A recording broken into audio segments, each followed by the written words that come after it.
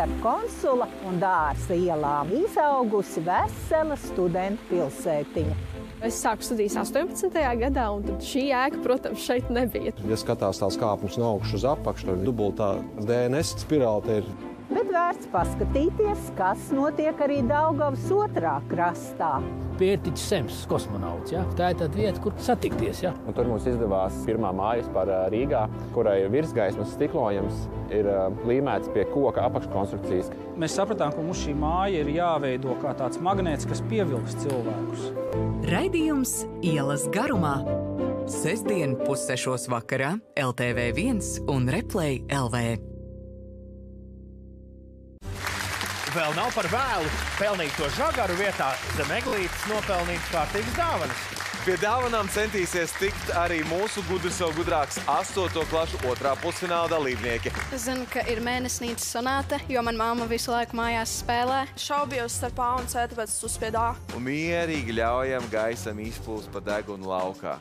Režuks, sauļuks, lāčuks! Ho, ho, ho! Tiekamies 8. decembrī 18:50 LTV1.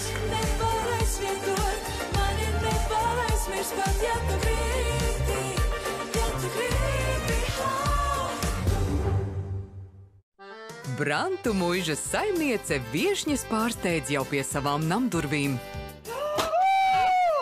Kā uz laimi, tā uz laimi, tad ir jāsit, te nav ko domāt. Ilzes Briedes rīkoto viesību nagla zemeņu putas ar zelta putekļiem ledus traukā. Jūs mājās drīkstat braukt tikai tad, kad šis trauks būs izpusis. Gardi ēdieni, skaista mūzika un sezonas uzvarētājas apbalvošana. Uzvarētāji, kas iegūst 1000 eiro balvu no Latvijas televīzijas, ir īstās Latvijas saimnieces. Ceturtdien 8:50 vakarā LTV1. Mēs to darām jau 20 gadus. Katra līnija, ko mēs valkam, ir pārdomāta. Viņa ir 10 000 reizes vilkta. Tas ir kas vairāk par burtiem uz sienas. Kamēr tu guvi, Rīga pieder man. Dokumentālā filma Latvijas kods labāk nezīmē. Ceturtdien 7:30 vakarā LTV1 un Replay LV. Dziesmu svētkos uz Lielā teātra skatuves ar gada labāko amatieru teātra izrādi. Tu jau vari izsludināt to sezonas sākumu, bet cilvēki nebūs. Kāpēc? Jūs rīznieki neziniet. Par atbalstu kultūrai, vēsturisko mantojumu un dzīves spēku. Blomes tautas nama vadītāja Gita Skadiņa 1:1. Skatieties rīt pēc panorāmas LTV1. Kopš es esmu Latvijā, ministri mainās katru gadu.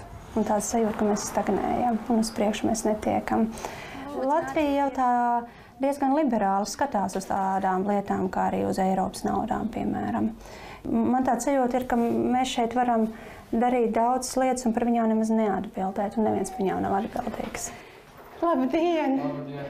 Priecājos jūs redzēt! Tagad jau arī aizkulisēs lēš, ka ģimenes ārstiem tikšot samazināts finansējums par 15%. Ko tas nozīmē? Valsts attieksme mums ir skaidra. Būs maksas medicīna, loģiski. Jā, tas viss tā turpināsies. Un daudz ielaist pacientu.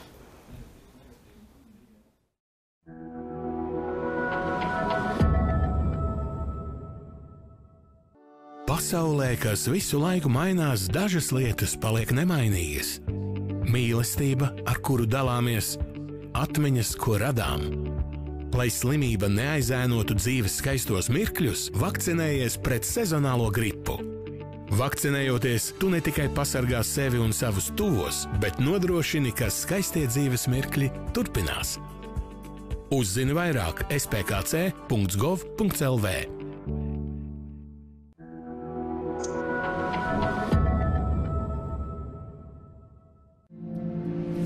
Tūlīt panorāma. Vēlāk šodienas jautājums. Pēc tam raidījums Veiksme, intuīcija, prāts.